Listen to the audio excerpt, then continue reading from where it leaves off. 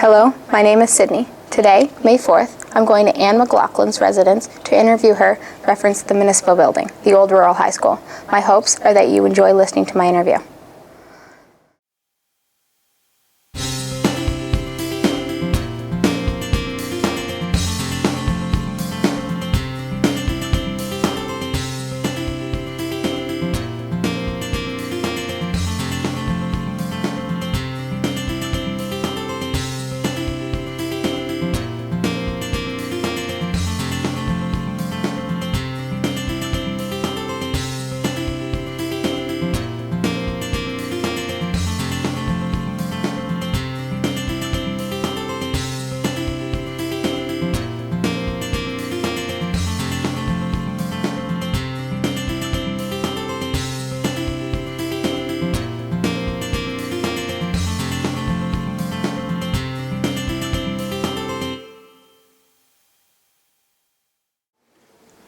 How many grade levels were there at the school? The grade levels were from 7 to 12, and we only had one classroom, one class of each. We didn't have 2 grade 7s and 2 grade 8s and so on. We had one class of each, and the classes in the junior 7, 8, and 9 ranged around the maximum was 20, probably 35. But my class, the largest one I had was grade 10, which was 24, my classroom. And at that time we had 6 teachers. And we didn't have, when they built the school, they didn't consider, that it was going to be a high school, and we had no laboratory, and we had no library, where we had to improvise. Eventually, they turned the grade 12 classroom into a part-time laboratory. They put in sinks and proper shelving and cases and so on for that, and then eventually we got a library, which was a big closet in the hallway. And so we were not fully equipped, but compared with what we had before, which was nothing in the line of a high school, it was quite a change. So, Anne, you mentioned about the laboratory, like a science lab and a library. Is there anything else about the layout of the school that... Well, yes, as we carried on through the years at the school, we did start out with a good auditorium and gymnasium, but the gymnasium wasn't high enough to accommodate some of the sports that we'd like to have done, which was like basketball. But instead of that, they started badminton, which was easier to handle in that particular venue, and basketball and badminton.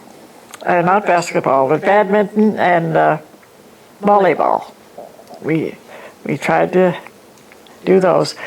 And we were fortunate enough to get a teacher who had a phys ed degree plus an academic, so he did academic courses along with the physical education type things. And we utilized it, especially in the wintertime. There was always a lot of pressure between the various levels, and we had students from grade 7 to the grade 12, so their interests would be, quite varied, and it was always quite I wouldn't say a battle, but sort of a rivalry between who would have the gym on a particular Wednesday afternoon, and all that type of thing. But we always managed to carry on, a certain degree of sports, and we never got to the point where we could enter any competitions because we didn't have the facilities to train students. And And what was it like being an administrator of such a small school, overseeing like 6 teachers? Of course, I was just a teacher from 1954 until 1968. I was a regular teacher. And then when I took the administration in 69, my role changed somewhat, but I was still a full-time teacher, which meant that I had to teach at least probably 5 periods out of 6 a day. So she gave me 1 hour for administration, which was mostly spent in the office, doing communicating and paperwork type of thing and so on. But I was very fortunate with my teaching staff. We were like pretty much like a family.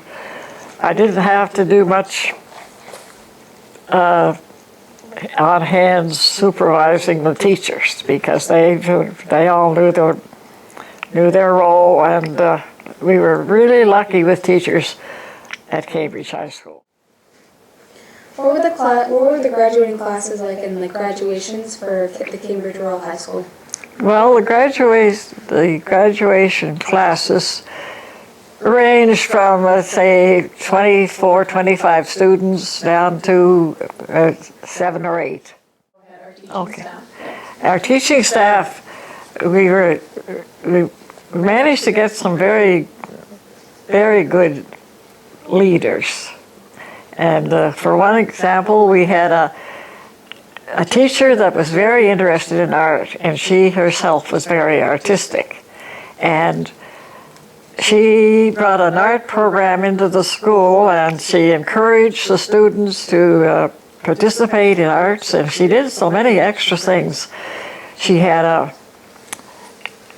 one time she got interested in pottery, and we had a local potter here in the area, and he helped her, and she went right into pottery with the children, and they had a pottery wheel or whatever it was that you used for that, and then they take things out to this other fellow's kiln and finish them and all that type of thing.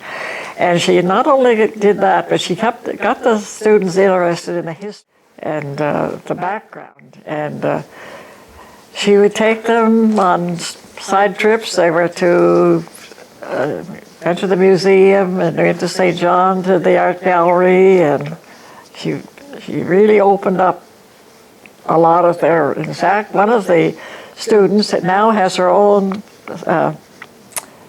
pottery business, and she's here in this area, and she does beautiful work.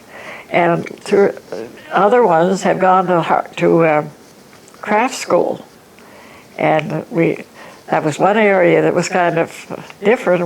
It was a new direction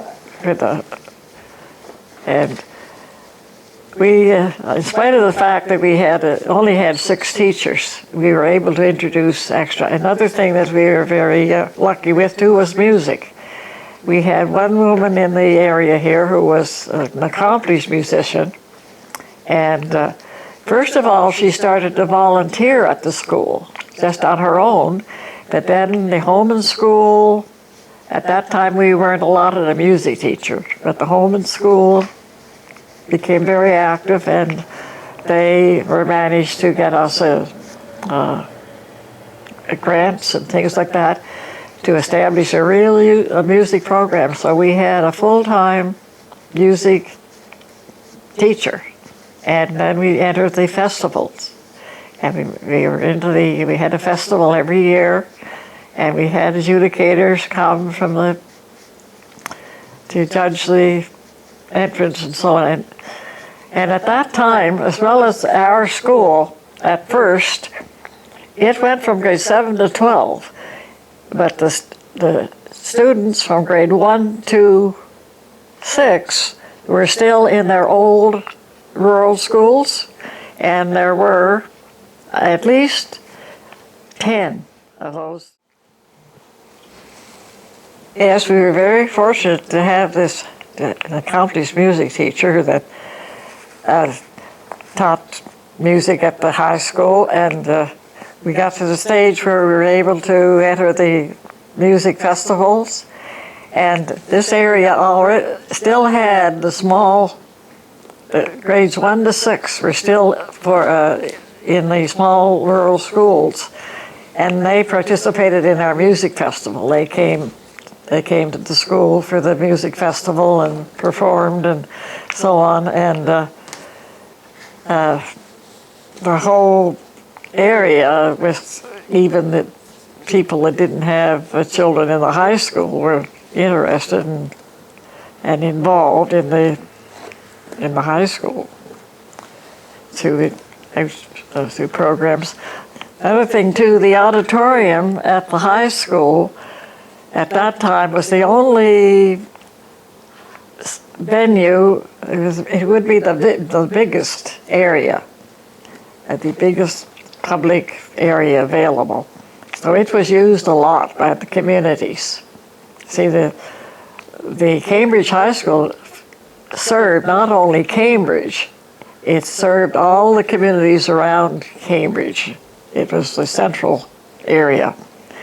And the auditorium was in high demand for all kinds of public gatherings and recreational gatherings and so on. It was the main area of any major size in the area. So it was a big item in the community.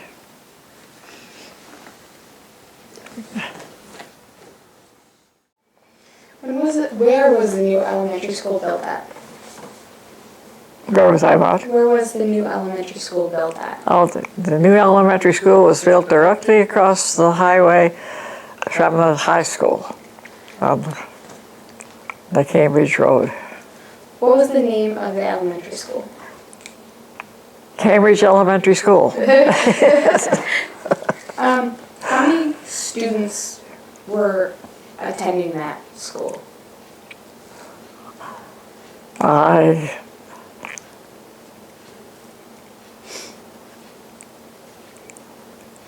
would say there was grades 1 to 6, so they probably averaged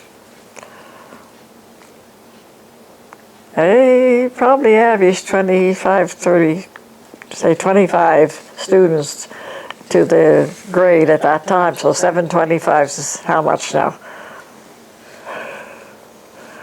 175?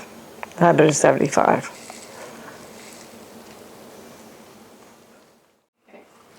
So, Anne, what was the most exciting event that happened while you were teaching, or during the years you were teaching at Cambridge? Are you in now?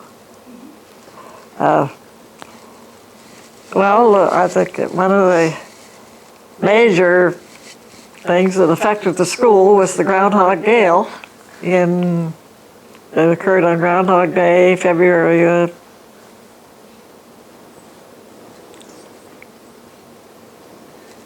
72? 90. Yeah, very dates. One of the highlights was the Groundhog gale that affected the school. For one thing, obviously, was that the bridge blew out and half of our students lived on the other side of the lake. So we immediately had to make arrangements for transportation, and where probably roughly the longest route for a bus at that time for a student on the other side of the lake would be about 6 or 8 miles. And we had to reroute the bus from Cambridge up around Young's Cove Road, down around the Cody's, and way down to nearly to Big Cove on the other side of the lake. And that would be a long drive. And it would take a long time. And the students weren't getting home till pretty well after dark in February.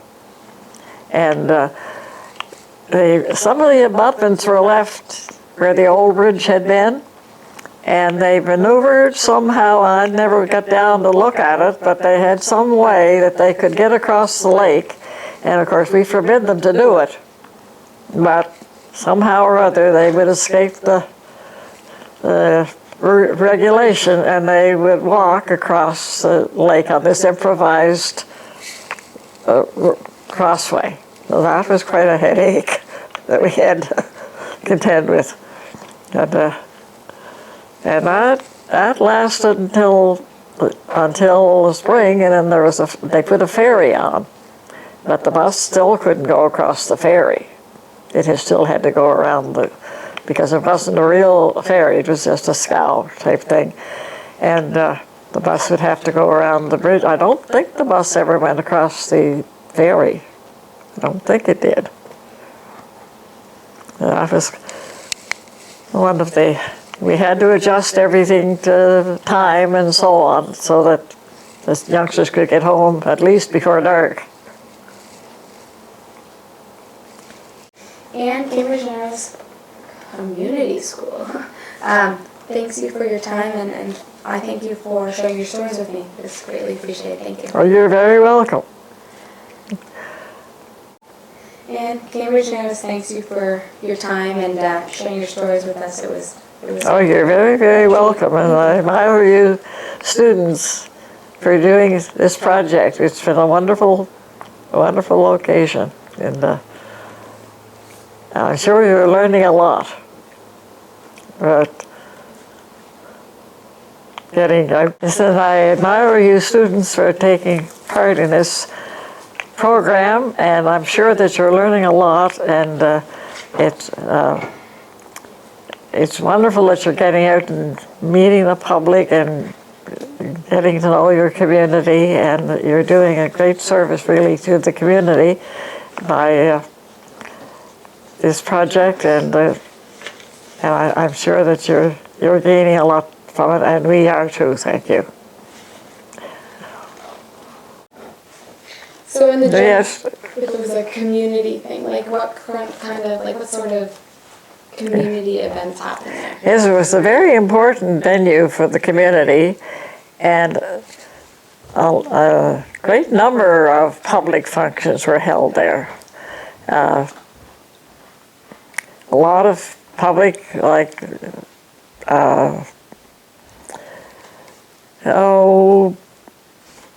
conventions and all the rally political meetings would be held there, and nomination committee, nomination events and so on. I remember them being held there. And the public used the community a lot, fundraising events, suppers and concerts, just about every major community gathering would be held at the high school. It was made a lot of use of it. Can you tell me about any community involvement that happened at Cambridge Rural High School? Okay, can we redo that again? Can you tell me about any community involvement that happened at Cambridge Rural High School? Oh yes, one of the first major things that happened after the school opened was to form a home and school association. And we had a large membership, and at one time, where this area is so scattered and so far from the school, we even had permission to use the school bus one night a month. The school buses ran one night a month to pick up people that wanted to go to the Home and School Association meeting. And it was held at the high school.